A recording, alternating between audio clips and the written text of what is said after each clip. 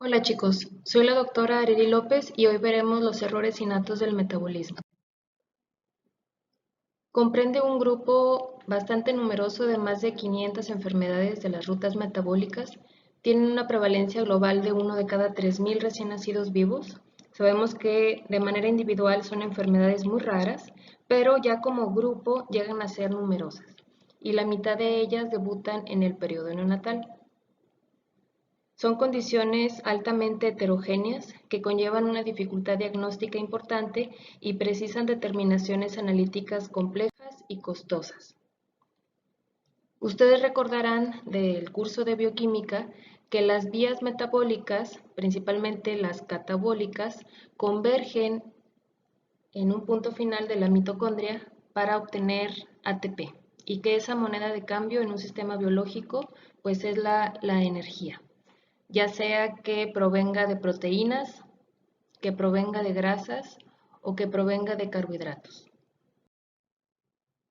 Los errores innatos del metabolismo son enfermedades genéticas porque pues va a haber una alteración en el gen que codifica ya sea una enzima o una coenzima o la síntesis de proteínas que van a tener una función como receptor o como transportador. Por lo cual esto puede ubicarse a nivel de la membrana, a nivel del metabolismo intermedio, que es la mayoría de los errores innatos que veremos, a nivel de algunas organelas celulares como las enfermedades de atesoramiento lisosomal o especificando alguna ruta especial como el ciclo de la urea. La historia de los errores innatos se remonta hasta 1902, en donde Archibaldo Garrod describe el primer caso de un trastorno de este tipo, llamándolo alcaptonuria, debido a que tornaba un color oscuro la orina de estos pacientes al oxidarse, o sea, al estar en contacto con el medio ambiente. El 98% de estas condiciones tienen un patrón de herencia autosómico recesivo. Recuerde usted que en este caso ambos padres se consideran portadores de la condición. No necesariamente tiene que constatar, como en este ejemplo, que hay consanguinidad. Y hay otros patrones de herencia como dominante. Ya vimos en algún tema previo el caso de la hipercolesterolemia. Y de los que veremos hoy, algunos de ellos también tienen un patrón ligado al X. Podemos clasificarnos de acuerdo a cuál es el grupo de metabolitos que se ven afectados. Por ejemplo, la fenilcetonuria y la enfermedad de jarabe de Maple se encuentran en los desórdenes de los aminoácidos. Estos de aquí de enseguida serían los trastornos de la oxidación de los ácidos grasos, posteriormente desórdenes de los ácidos orgánicos y otros trastornos. Como fisiopatología general tenemos que al estar ausente una enzima de esa ruta metabólica, el sustrato puede tener dos destinos. Uno de ellos será que como no se está degradando, se acumule en los tejidos y ahí esté ocasionando un daño celular y posteriormente tisular. Otra opción es que este sustrato busque una ruta alterna por la cual degradarse y en ese camino va a generar productos que son tóxicos, principalmente para un cerebro que todavía está en formación. Hablábamos de que el 50% de estas condiciones debutan en el primer mes de la vida. Por otra parte, también vamos a tener carencia o una disminución del producto de esta reacción y la carencia de estos productos generalmente se traduce en déficit de energía. Como son tantos errores innatos del metabolismo, es importante que usted se familiarice con alguna de las clasificaciones para que pueda orientarse al momento de abordarlos y poder diagnosticar y apoyar a su paciente. La forma más sencilla es de acuerdo a su patología, es decir, como vimos hace ratito, en cuanto a que falta la enzima, se acumula el sustrato y falta el producto. Para ello tenemos varios ejemplos. Los trataremos como del grupo 1. Cuando se activan estas rutas metabólicas que son alternas, vamos a ver fenilcetonuria, veremos la OTC y EMSUD. Con el número 2, el déficit del producto, que quedamos que es la energía. Aquí veremos beta oxidación. Y acúmulo de sustrato, veremos en el grupo 3 algunos ejemplos de glucogenosis y de mucopolisacaridosis. Comenzando entonces con los trastornos que se caracterizan por intoxicación aguda, tenemos como modelo de todos los errores innatos del metabolismo a la fenilcetonuria. Se abrevia en inglés PKU. Este es el desorden del metabolismo de los aminoácidos aromáticos que son la fenilalanina y la tirosina. La frecuencia es de 1 de cada 10.000 recién nacidos vivos.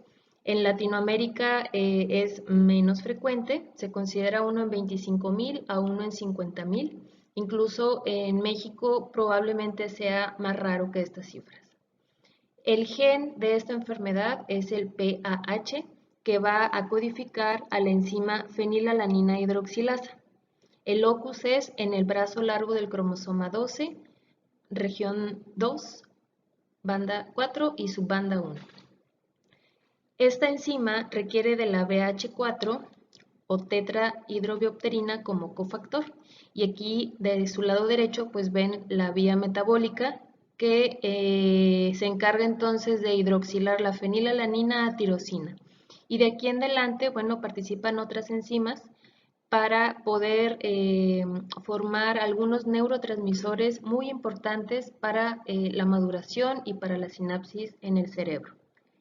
Recordando el esquema donde no hay la enzima para esta ruta, tiene que buscar una ruta alterna y se forman fenilcetonas, los cuales son los ácidos fenilpirúvico, fenilacético y feniláctico.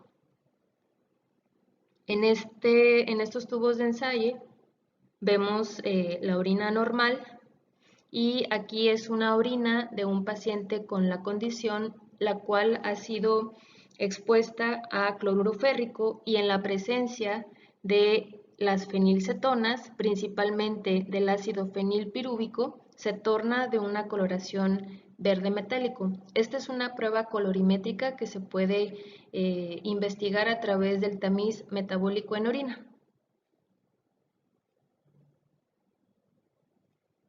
Además de proveer este color característico en esta prueba, los pacientes tienen un olor que describen como a humedad o a ratón mojado y también está dado por estas fenilacetonas, principalmente por el ácido fenilacético.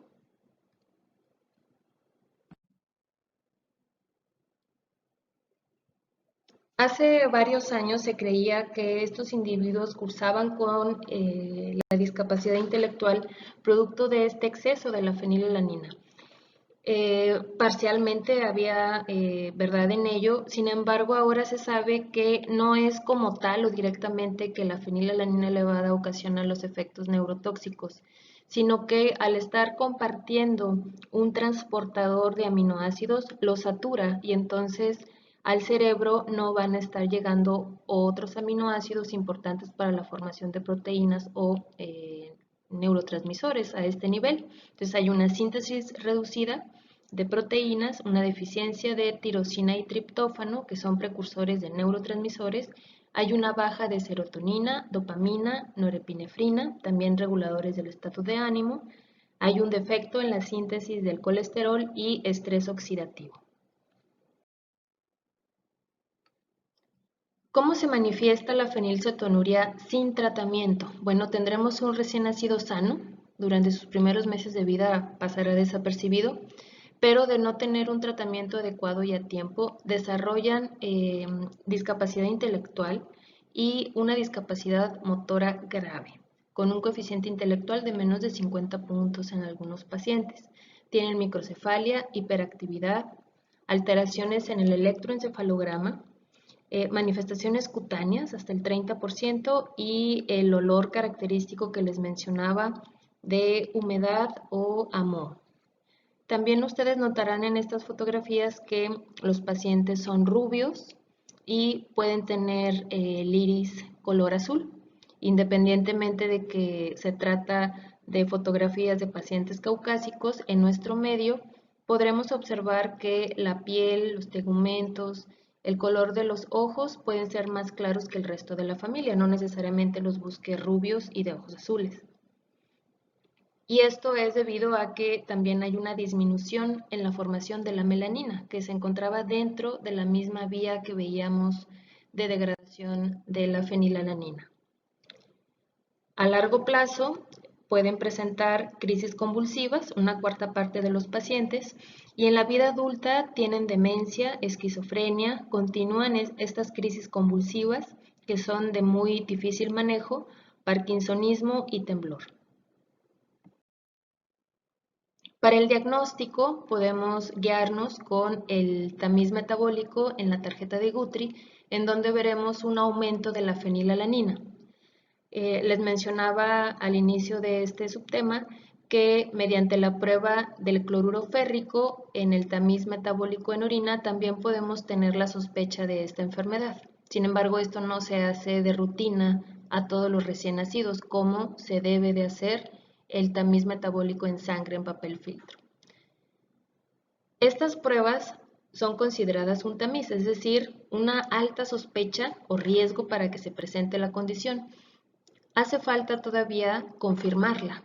Para ello, habrá que determinar los aminoácidos en plasma mediante la técnica de HPLC, es una cromatografía líquida de alta resolución, o bien hacer la prueba molecular, es decir, la secuenciación del gen PAH. También en algunos casos, aunque se considera algo cruento, tomar una biopsia de hígado y determinar la actividad enzimática ahí. Y dependiendo de las cifras en las cuales se encuentren los aminoácidos en plasma, pues podrá clasificar usted entonces si se trata de una fenilcetonuria clásica, de una forma moderada o solo de una hiperfenilalaninemiia leve. Para el tratamiento, pues habrá que restringir esta fenilalanina de la dieta y mantener los requerimientos de la tirosina. Prácticamente estos pacientes se vuelven vegetarianos, se restringen las proteínas de alto valor biológico y se provee el resto de los aminoácidos a través de una fórmula que esté libre de ella. Este es un ejemplo, la Phoenix tipo 1 o la etapa 2. Es importante hacerles saber a esos papás que el tratamiento va a ser para toda la vida de la persona. En cuanto a la fertilidad, se ha descrito que los hombres tienen un menor conteo de espermas y una mujer que tiene PKU y que presenta un embarazo y no está en un adecuado control, tiene un riesgo elevado de presentar una embriopatía por PKU, que se caracteriza porque en el feto hay discapacidad intelectual, microcefalia, talla baja y malformaciones cardíacas. Continuando en este grupo de trastornos con datos clínicos de intoxicación, hablaremos ahora de la deficiencia de ornitin transcarbamilasa. Este es uno de los pocos errores innatos metabólicos con un patrón de herencia ligado al X. Aquí está el locus XP21.1. OTC es el nombre de el gen que codifica para la enzima ornitin transcarbamilasa.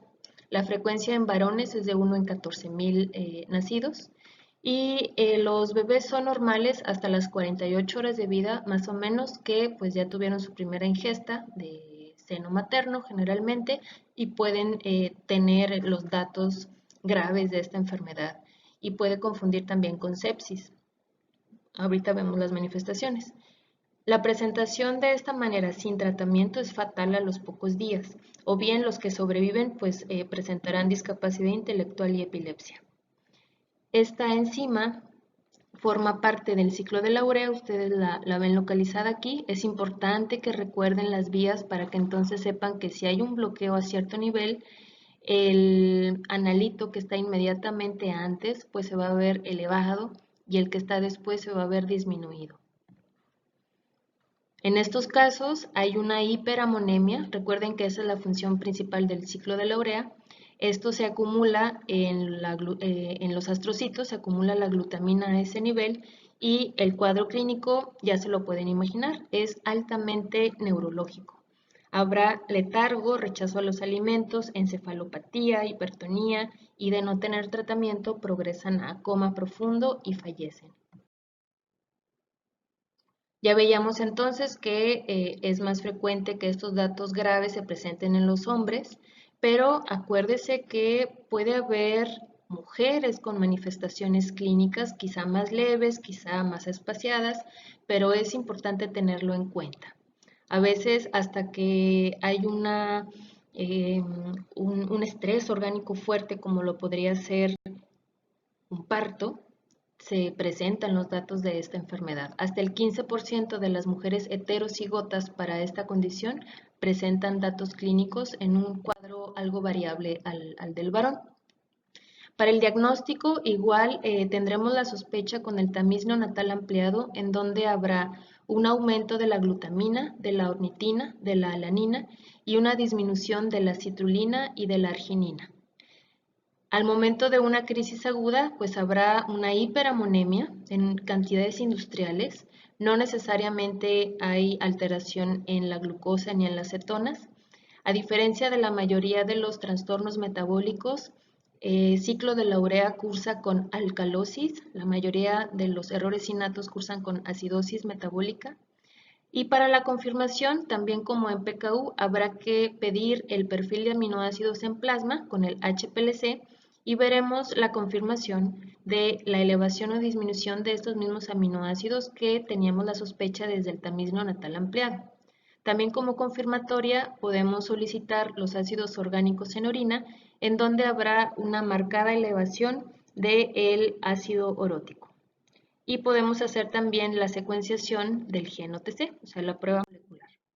Para el tratamiento, bueno, de manera aguda habrá que bajar ese amonio con hemodiálisis, formando hipurato con el benzoato, con fenilacetato o con el ácido carglúmico que vemos acá, restringir por 2 días máximo la ingesta de proteínas, suplementar con arginina y de manera crónico también pues nos apoyamos con este tipo de fórmulas que es libre de los aminoácidos que están elevados en este trastorno.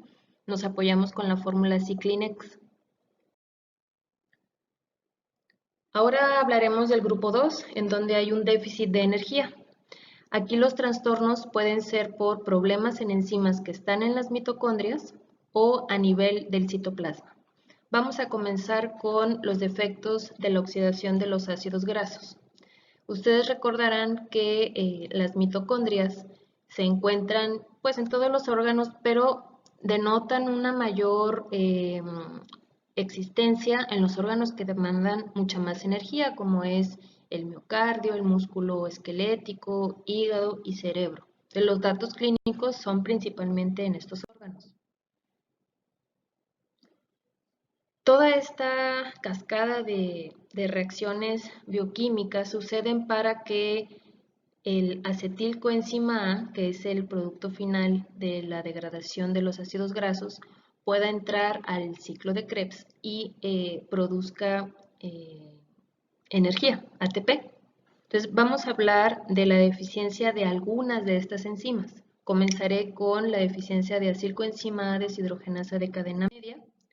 ¿Esto de dónde lo sacamos? ¿Por qué cadena media? Le llamamos cadena media a los ácidos grasos que tienen entre 6 y 12 carbonos en su estructura, cadena corta si es de 4 carbonos, de cadena larga sería entre 12 y 14, y very long o muy larga sería arriba de 14 carbonos. ¿Sí? Acuérdense que esta maquinaria en la mitocondria acepta la reducción de 2 en 2 moléculas de carbono, por lo cual pues esto es un ciclo y va a tener que entrar y salir ese ácido graso para poder entrar de 2 en 2 al ciclo de Krebs. El déficit de la MCAD es el más frecuente de los trastornos de la oxidación de los ácidos grasos. Se considera que hasta el 3% de los bebés que tienen muerte súbita, el diagnóstico llega a ser ello. La frecuencia es de 1 en 14.600 recién nacidos vivos. El gen es el AKDM que codifica para esta enzima. El locus es 1P31.1. Hasta en el 90% de los casos, esta es la variante patogénica más frecuente. Y lo característico a nivel bioquímico es que estos niños tienen hipoglicemia no cetósica. No pueden producir cetonas porque no está la maquinaria íntegra para la gluconeogénesis. El desencadenante más frecuente es el ayuno prolongado, entonces no hay cuerpos cetónicos, no tiene glucosa porque no está recibiendo alimento, se agota el glucógeno hepático y caen en hipoglicemia. El primer episodio puede ser desde los 3 meses hasta los 2 años y se caracteriza por letargo, náusea, vómito y coma en 1 o 2 horas. El 20% de los pacientes fallece en este primer episodio.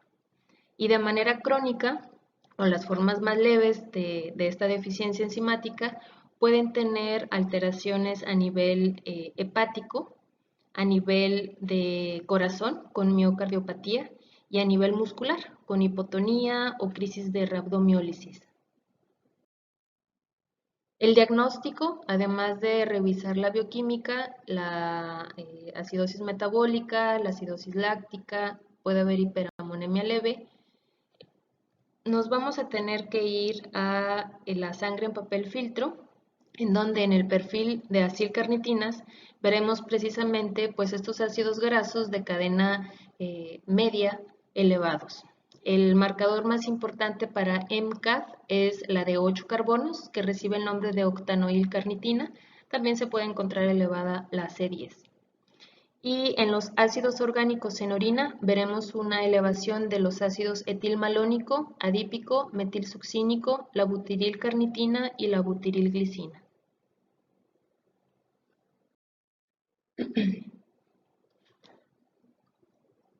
Ahora veremos los trastornos de la oxidación de los de acilcoenzima, de cadena corta o ESCA.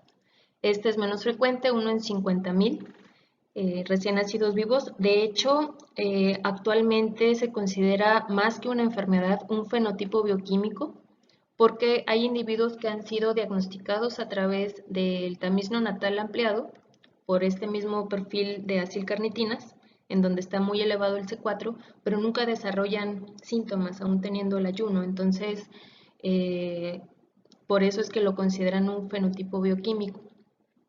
El gen es AKDS, está en 12q24 y pueden tener manifestaciones, como les decía, muy graves desde que nacen o durante la infancia o de manera adulta. Cuando son bebés podemos notarlo porque tienen dificultades en la alimentación, hipotonía o acidosis metabólica, un poquito más grandes, cursan con falla de Medro, o sea, no crecen y tienen retraso psicomotor. Una pista que nos puede orientar a sospechar de que se trata de este trastorno es que con frecuencia las madres de estos bebés cursan con complicaciones obstétricas como son el síndrome de HELP, por sus siglas en inglés, hemólisis, alteraciones hepáticas y disminución de plaquetas, hígado graso y preeclampsia. De ahí la importancia de poder hacer un interrogatorio muy dirigido, muy completo en estos casos. Y de manera adulta, pues pueden tener alteración muscular asociada al ejercicio. Para el diagnóstico es prácticamente similar a lo anterior que vimos en MCAD, pero aquí la diferencia será que en el perfil de acilcarnitinas pues vamos a ver la C4 elevada. Los ácidos orgánicos son exactamente los mismos. Entonces esto es lo que nos va a hacer la diferencia. Y bueno, hacer también el análisis molecular del gen específico. Para el tratamiento, evitar el ayuno. Dentro de los primeros 5 meses de vida, un bebé no debe de pasar más de 4 horas sin comer. Para los 8 meses aguantan 6 horas, para los 8 meses no más de 8 horas. Y de ahí en adelante se recomienda fraccionar la alimentación, o sea, comidas poco frecuentes pero muy seguidas. Se puede emplear carnitina, está en debate en algunas guías, pero es algo que puede apoyar a su paciente. Restricción de grasas en las dietas de estos casos y suplementar con vitamina B2. Estos fueron entonces trastornos de enzimas que funcionan en la mitocondria. Ahora vamos a ir con déficit de energía o de producto con enzimas que están en el citosol. Destacan por su frecuencia las glucogenosis. Ustedes saben que el glucógeno es la manera en que se acumula la glucosa en nuestro cuerpo en manera de reserva.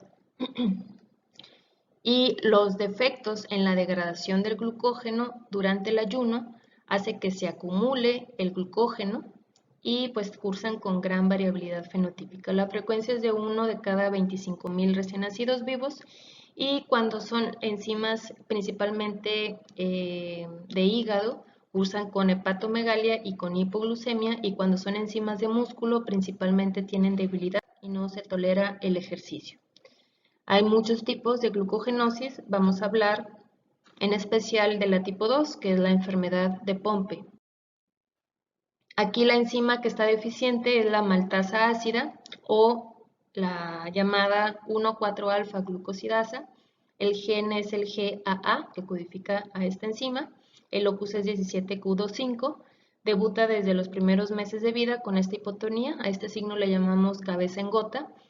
Más adelante cursan con retraso psicomotor, con una cardiomiopatía dilatada que termina en insuficiencia cardíaca a los 2 años y es la causa de muerte más importante en estos pacientes.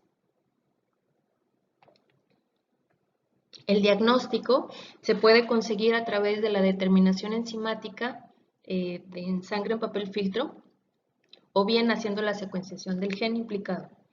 Y tiene un tratamiento específico con terapia de reemplazo enzimático. Este es un ejemplo, Myozyme.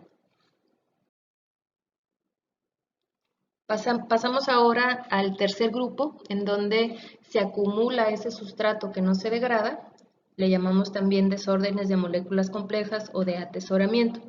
Aquí se puede estar acumulando dentro del lisosoma, del peroxisoma, también hay desórdenes de la glicosilación y del colesterol. Estos síntomas son permanentes, son progresivos, son independientes de otros factores y sobre todo de la dieta.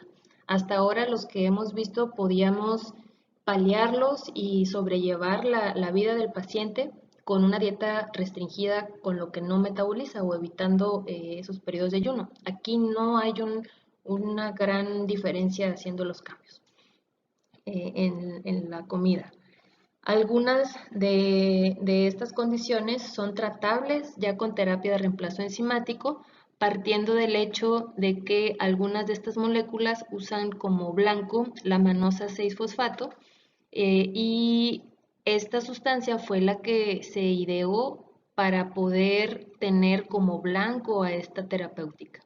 Les recomiendo que en un momento de ocio puedan ver esta película, es viejita, en donde se descubre esta terapia. Ahora hablaremos de la glucogenosis tipo 1 o llamada von Yerk. Este es un grupo también de trastornos en donde hay un defecto genético de los componentes que son estos 4 del sistema enzimático de la glucosa 6-fosfatasa. Todas son enzimas que van a estar funcionando a nivel de la membrana y la frecuencia es de 1 en 100.000 a 1 en 300.000 recién nacidos vivos, no es muy frecuente. El 80% de los casos tiene variantes patogénicas en el gen principal, en G6PC, que está en el cromosoma 17q21, y cursan con hepatomegalia, convulsiones, hipoglucemia, acidosis láctica, cetonuria. Ellos sí hacen cetonas, no les falta lo de los ácidos grasos, estos son glucógeno. Típicamente los describen con una cara de muñeca porque las mejillas están infiltradas también por glucógeno. Aquí vemos la hepatomegalia masiva. Puede haber crecimiento también de riñones, renomegalia. Para el diagnóstico se puede hacer una prueba de sobrecarga de glucosa en donde el paciente, tiene que estar hospitalizado para evitar cualquier secuela, porque los que se confirman hacen hipoglicemias y pueden convulsionar en ese momento. Y elevación del lactato. Y hay que medir la actividad enzimática en biopsia hepática o bien hacer la secuenciación de los genes implicados. Para el tratamiento se provee una nutrición enteral con sonda de forma continua, como vemos aquí en esta fotografía. Se puede dar carbohidratos complejos como es el de la maicena, la fécula de maíz. Y estos pacientes no nada más tienen estas alteraciones metabólicas, sino que se vuelve todo un complejo con alteraciones en el ácido úrico, en el colesterol, en los triglicéridos, y pueden tener complicaciones por ello. Entonces, esto también se debe de manejar. Pueden tener falla renal y aterosclerosis. Además, tienen un riesgo elevado de presentar adenoma hepático. Otro problema lisosomal o de atesoramiento, perdón, en este caso sí es lisosomal, son las mucopolisacaridosis, en donde hay una deficiencia de enzimas que metabolizan los glucosaminoglucanos dentro de los lisosomas, por lo cual estas sustancias se acumulan ahí, hay una disfunción celular, vascular, tisular y posteriormente en toda la economía. Este es un ejemplo del tejido conectivo en donde en un corte de la matriz extracelular nos indican, amplificando aquí en este recuadro, que el proteoglicano tiene una proteína central a manera de un cepillo y estos eslabones laterales serían, en este caso, están formados por sulfato de condroitina. Entonces se pueden ir imaginando en qué tejidos se encuentran con más frecuencia los mucopolisacáridos. En estos casos habrá elevación de los glucosaminoglucanos en la orina, tienen discapacidad intelectual que es progresiva, cursan con disostosis múltiple, como vemos aquí en estas radiografías inferiores, y la fascia es característica, que la describen como tosca. A la fecha se conocen 11 enzimas lisosomales que degradan los 4 glucosaminoglucanos conocidos, como son el heparán, dermatán, queratán y condroitín, todos sulfato. Y hoy vamos a ver al tipo 1 y al tipo 2. El tipo 1, también llamado síndrome de Hurler, se debe a una deficiencia de la alfa-L-hidroronidasa. El gen se llama IDUA y está en 4p16.3. Una condición más para agregar a este locus tan famoso. Esta enzima se encarga de deshacer este enlace entre el dermatán sulfato y el heparán sulfato. La frecuencia es de 1 en 100.000 recién nacidos vivos. Ya vimos cuáles sustancias se elevan. Esto está altamente presente en las membranas basales, en la superficie de las células, en la parte estructural de la piel, vasos sanguíneos y válvulas del corazón. Estos pacientes son normales al nacimiento y el fenotipo cada vez es más progresa. Vemos que hay hirsutismo, que hay una facies tosca, una nariz ancha, una macroglosia, tienen talla baja, tienen una respiración ruidosa, pueden cursar con infecciones respiratorias frecuentes, hernias umbilicales o inguinales por la hepatoesplenomegalia masiva que tienen, cursan con opacidad corneal y otras alteraciones oculares. Sordera, acuérdese que en oído interno hay huesecillos, los cuales también pueden tener esta displasia. Limitación en los movimientos, se desarrolla esta alteración que se llama mano en garra, y valvulopatía, que frecuentemente es una de las causas de muerte en estos pacientes. Hunter, en cambio, es un trastorno ligado al X. XQ28 es el locus del gen IDS que codifica para la enzima hidurnato 2-sulfatasa. Es menos frecuente que Hurler.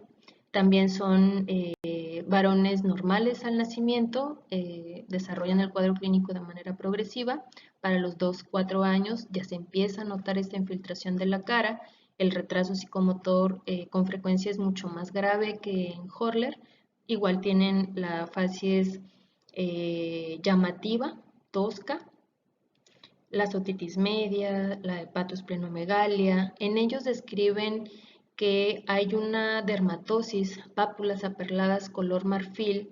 Quizá la foto no nos ayuda mucho, pero las describen que se presentan con frecuencia en el área de los omóplatos, de los brazos y de los muslos. La córnea en ellos generalmente es clara.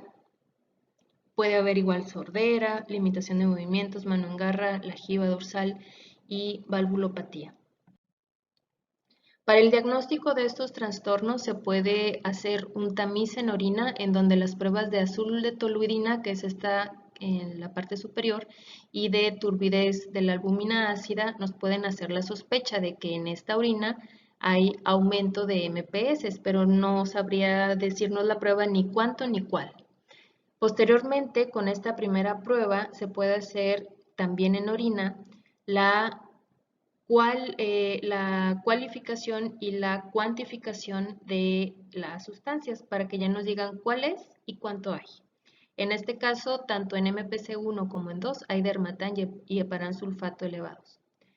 También en un frotis de sangre se puede evidenciar los cuerpos de Rayleigh. Y la forma más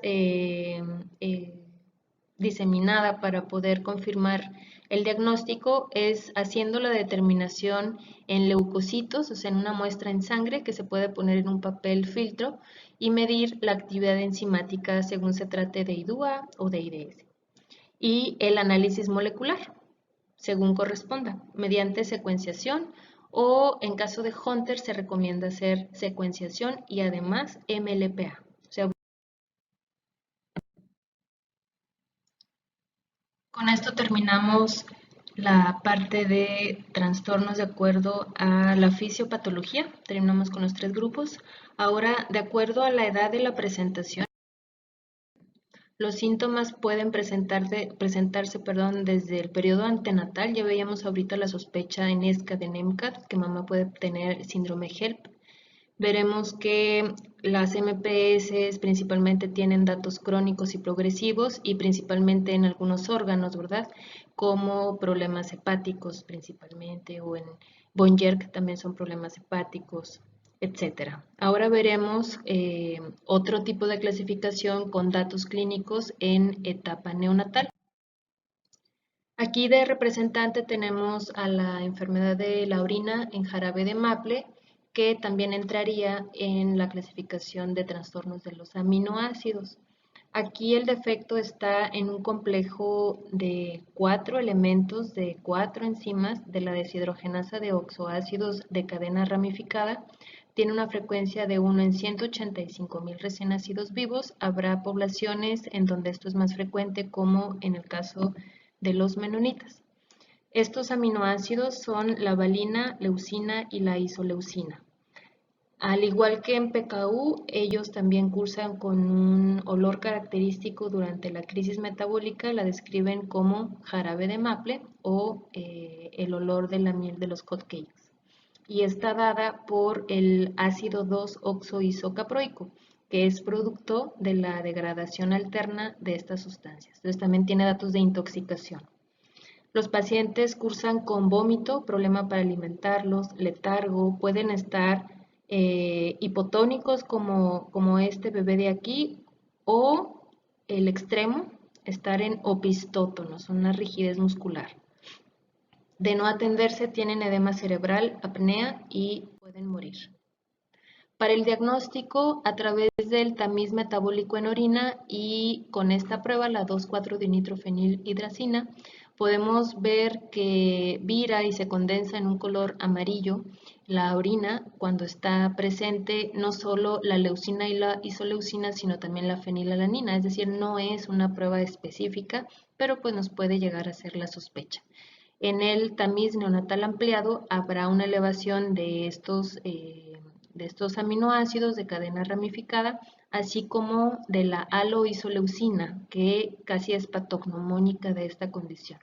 En el HPLC tendremos que confirmar con una muestra en plasma y en orina los ácidos orgánicos nos demostrarán la presencia de los alfa-cetoácidos, principalmente el alfa-hidroxivalérico, el ceto-isocaproico y el metilvalérico. Y para el análisis molecular habrá que hacer secuenciación de cada uno de estos genes. Hay un panel en donde se buscan todos ellos. Para el tratamiento se provee de una dieta baja en aminoácidos ramificados. Esto se puede conseguir con la fórmula Ketonex, etapa 1 o etapa 2. Durante las crisis habrá que también dar medidas antiamonio, dar transfusiones, diálisis peritoneal o hemodiálisis, forzar el anabolismo para que ya no esté en catabolismo y se estén degradando más estos aminoácidos y dar la vitamina B1.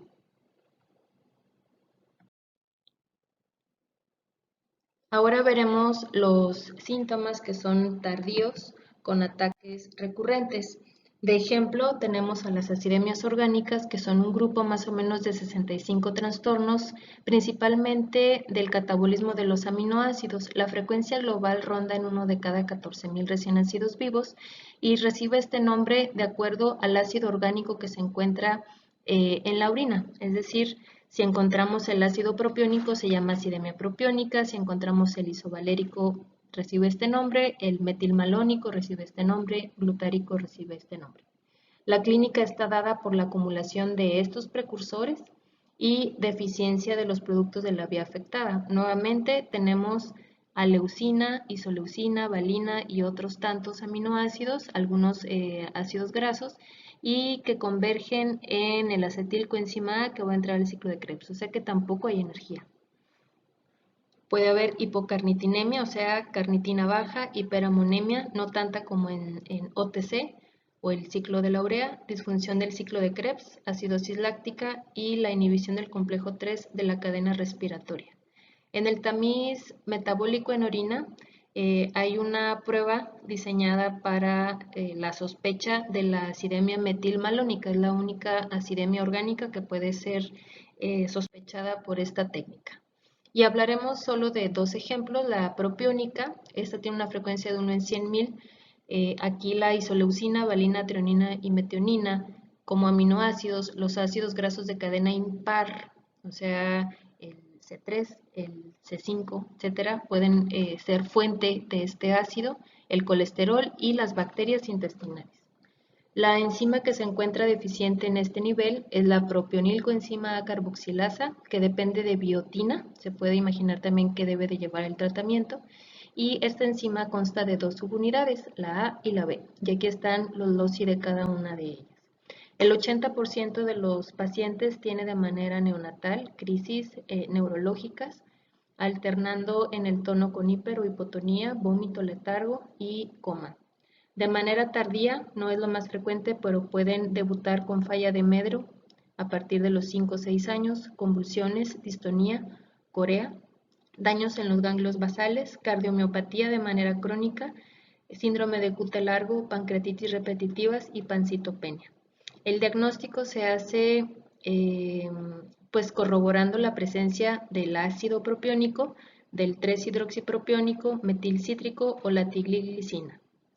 Y en el tamiz o en el perfil de acilcarnitinas, tamiz neonatal ampliado, podemos encontrar la presencia del C3, que es la propionilcarnitina elevada, y algunos otros analitos. Para el tratamiento se puede dar una dieta libre de todas estas sustancias con Propimex, sería la fórmula indicada, y barrer o limitar el crecimiento bacteriano con metronidazol o algún otro tipo de antibiótico de manera regular.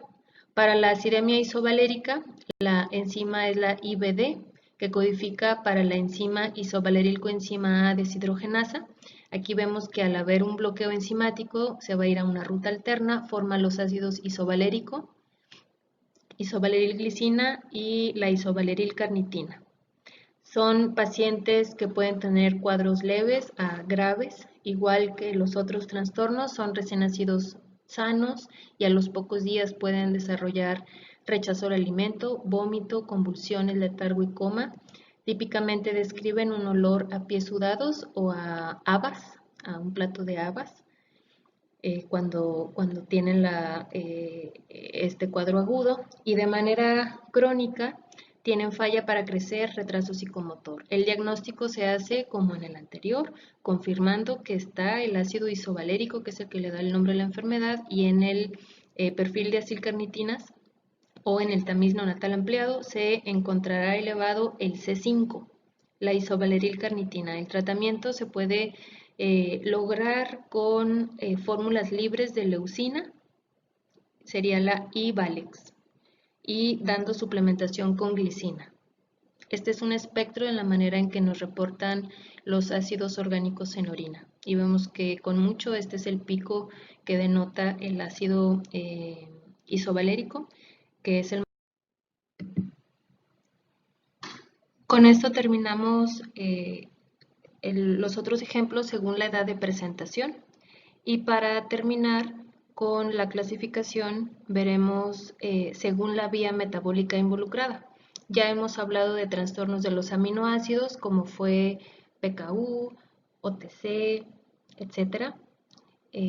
De ácidos grasos hablamos de EMCAD, hablamos de ESCAD, y ahora hablaremos de un ejemplo de trastorno de los carbohidratos.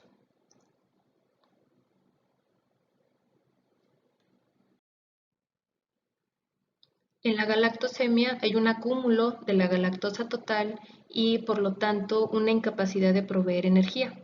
Recordar que la lactosa, que es el principal carbohidrato presente en los lácteos, se degrada a glucosa y galactosa. La galactosa es la que entra en esta vía del Eloir para ser degradado. Se han descrito clásicamente estos tres elementos para degradar la galactosa 1-fosfato uridil transferasa, que sería esta aquí en color verde. Luego, bueno, sería el segundo paso, perdón. El primer paso es la galactoquinasa señalada en amarillo. Y en tercer paso sería la epimerasa. Aquí están los loci de cada uno de ellos. El año pasado se describe como una cuarta enzima que participa al inicio, incluso antes de la GALC1.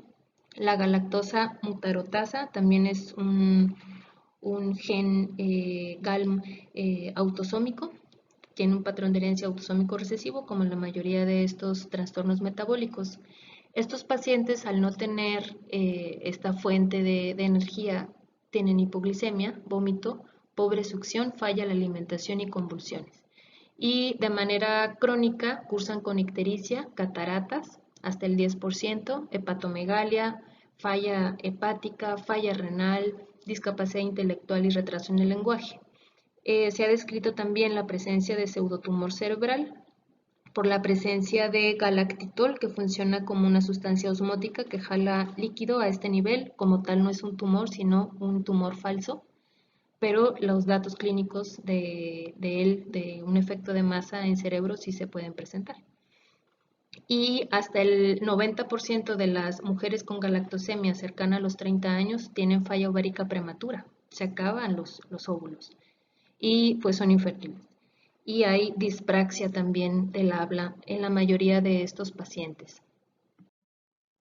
El diagnóstico se hace consignando una elevación de la galactosa total en el tamiz neonatal.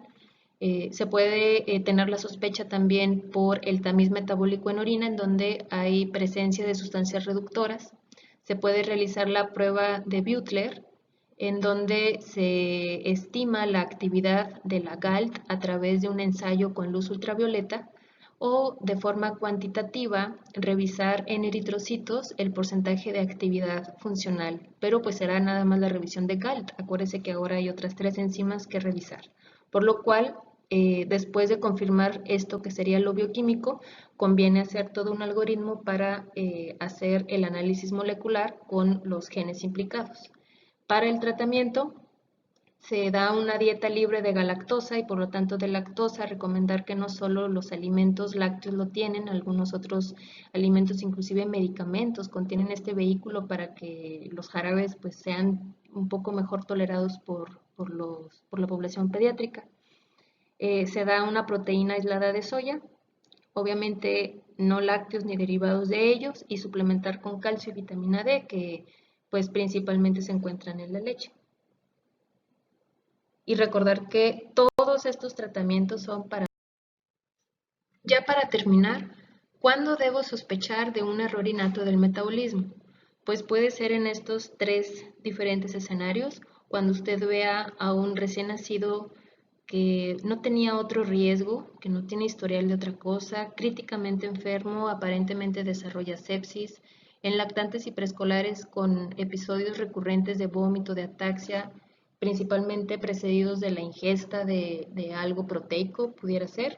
Facies dismórfica, ya vimos en MPS, como es la cara, en algunas acidemias glutáricas también presentan dismorfias sutiles, von Yerk, la cara de muñeca, anormalidades neurológicas o psiquiátricas en la edad adulta, por ejemplo, la deficiencia de OTC en algunas mujeres heterocigotas, de este error del ciclo de la urea, enfermedad sintomática severa ante una infección aparentemente leve, o sea, a lo mejor el paciente tuvo una reacción a una aplicación de una vacuna y es ahí cuando cae en ayuno porque el niño está irritable, no quiere comer, no se le da, no se le insiste en la toma y cae en una crisis metabólica o después de una gastroenteritis. Entonces, recordar en pacientes críticamente enfermos cuando todo marchaba bien, cuando hay un tamiz neonatal anormal y cuando hay una historia familiar de muertes neonatales o del mismo error innato del metabolismo, porque recordar que tienen patrón de herencia la mayoría autosómica recesiva y que hay algunas dominantes y que hay algunas ligadas al X. Eso sería todo. Nos vemos pronto. Adiós.